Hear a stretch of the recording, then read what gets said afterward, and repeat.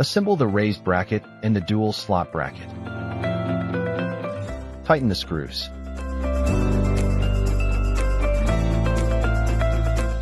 Assemble the raised bracket and the L-shaped bracket.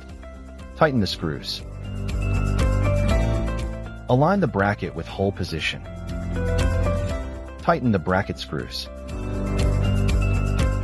Select appropriate mounting position and fastening method.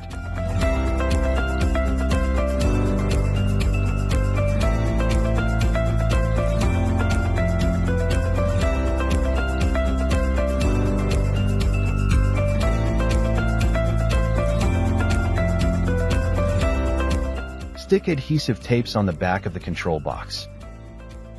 Peel off the adhesive backing and mount it to your desired location. Connect the battery's negative terminal to the control box's negative terminal, and the battery's positive terminal to the control box positive terminal.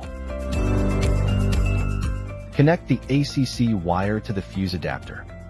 Turn on the car key to the ACC gear, and check which fuse is powered on.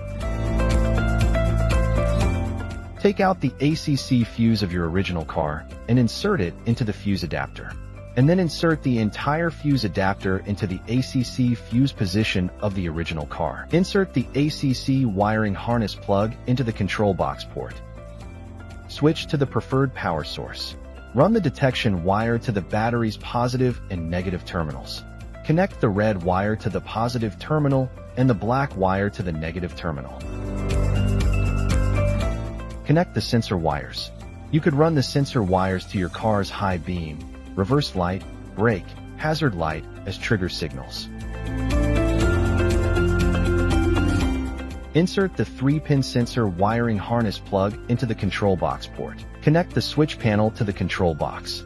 Insert the switch panel wiring harness plug into the control box port. Connect your device to the control box. Run DRL to control box's DRL port. Close the control box cover. Control box installation finished. The mobile app supports real-time monitoring. It tracks battery voltage, current, and temperature.